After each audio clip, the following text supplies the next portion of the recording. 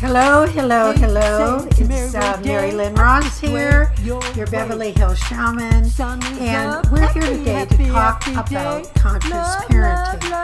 Yes. And what is that? What is conscious parenting? You know, most of us are on automatic. We're on automatic from our own conditioning, how we were raised, from the infancy on, even in the womb, what our own parents' beliefs were, how generation after generation, all these different ideas were laid down on us, and we perpetuate them without knowing. We always like to say, oh, well, I never got a handbook how to raise a child. That's true, except you were given one that was unconscious. The unconscious raising of you as a child. And whenever we look back and we find out why someone became a criminal, why they became a drug addict, why they have eating disorders, why they just can't succeed or they're driven to succeed, it comes from how we were imaged as a child.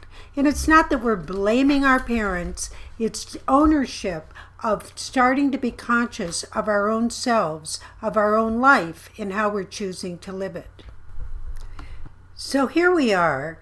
Before we discuss actual parenting skills, let's discuss how you treat yourself, what your view is of yourself, and how you're living your own life without viewing your child as something you own and an appendage of you. In the same way, how is it that you still hear voices in your head of your parents sometimes saying, this is how it is, this is how it is, this is how it is? So when you find yourself doing something and say, I've always done it that way, that's the way to do it. This black and white thinking, when we become more aware of it, we'll start seeing where these imprints are. We'll start seeing that we were told that you must do this in a particular way. You must brush your teeth a particular way for an X amount of time. You must do this, you must do this. Some of these are very healthy choices, but how they were imparted to us and the do or die message we get that we wouldn't be enough if we didn't do them that way is what we're challenging here. So as an exercise, after you watch our little show today, after you watch it, you may take a list. And on one side of the list, write what you feel is the most important things that you do that are necessary on a daily basis. And what your values are. Is something as simple as showing up on time. What happens when you don't? How do you incriminate yourself when you don't show up on time and you're late? All these different things are good values. But what price are you paying when you don't honor them exactly as they were given to you? So as we move through that skill of learning what counts to us, why we operate the way we do, why we put a priority list of, if I don't give everything to someone that I love, if I don't do it their way, for instance, I won't have love. I must please everyone. Or if I get too close, someone's going to hurt me.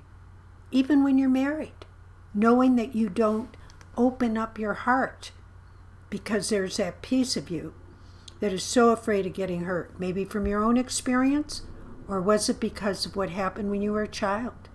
When at 4 years old, your parents divorced and a part of you was split in two. We may remember these things, but let's see how, on a daily basis, they're affecting how we parent, how we make things so important. If I am not a good girl, if I don't do it the way I'm supposed to, I don't deserve it. The supposed tos really need to fly out for a minute so we can breathe. Oh, just taking a deep breath right now so that we don't have to live in a box of untruths of who we truly aren't. So now on to our parenting skills. Oh boy, consequences? What is the consequence? Have we ever heard of that? We know that for every action, there's a reaction, correct? Correct. You tell Johnny, 16 years old, if you're not home by curfew, which is 12 o'clock, you cannot use the car for 1 week. Okay, so he comes home at 1 o'clock in the morning. You say you're not going to use the car for a week. Well, guess what? On Wednesday, you don't have time to pick him up from something. So you say, this is an exception. You can use the car, but that's it. Well, you already broke that.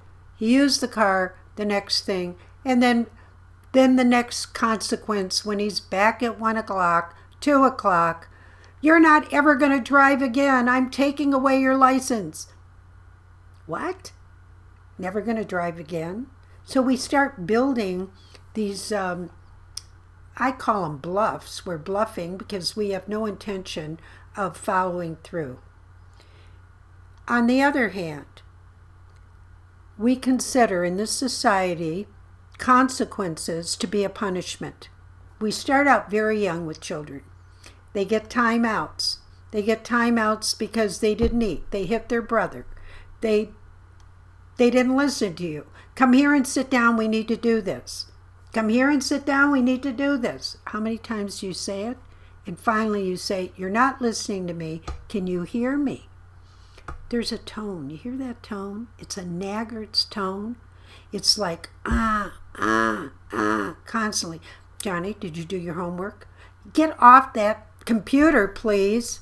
Well, guess what? There you are, as you're saying it, texting your friend, modeling something, and not looking in their eyes when you speak to them, not really looking at Johnny, but creating doingness of what Johnny needs to do rather than what he needs to be.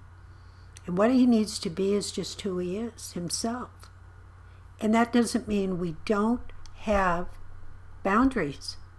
It's how we deliver them, how we follow through, and do we look into our children's eyes just like this?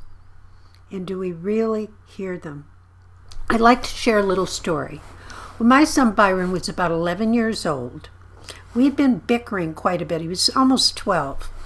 And we were bickering over different things and what he wasn't doing, and he wasn't doing his homework, and so forth and so on. He came up to me one day and he said, Mom, we have to have a talk. I said, okay, Byron, whatever, let's have a talk. He said, I want you just to listen to me. He took out a piece of paper and he drew a little stick figure. And on the edge of that, he drew a round circle of the world.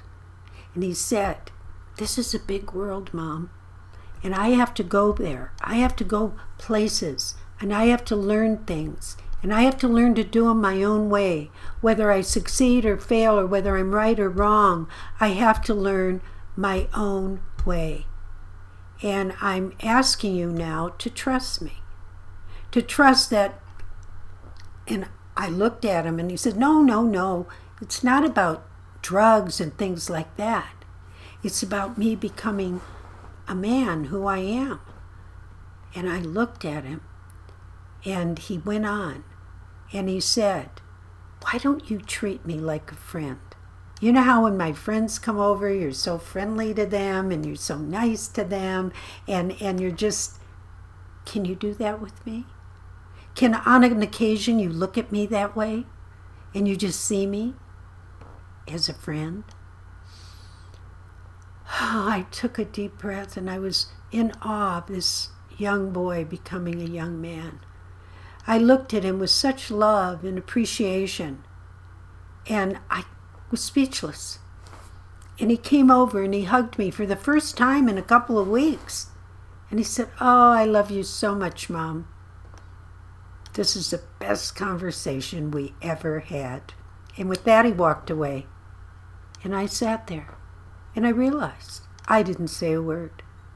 I saw him for who he was. I wasn't bickering. Did you do this? Did you do that? That voice. No. I saw him. There was no place to go. There was no place to hide. There was nothing to do but just be there.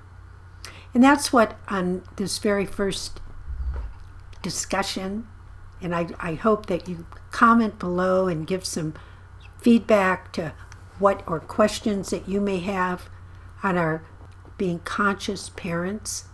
And this is part 1. So hang in there, because part 2 is going to really deal with the consequences that we need to do and have boundaries, and how do we do them. So tune in. It's your Beverly Hills Shaman. Mwah. I can see you and I can feel you. And remember, we're all shamans, and we all shamanize when we're in the energy of love. See ya.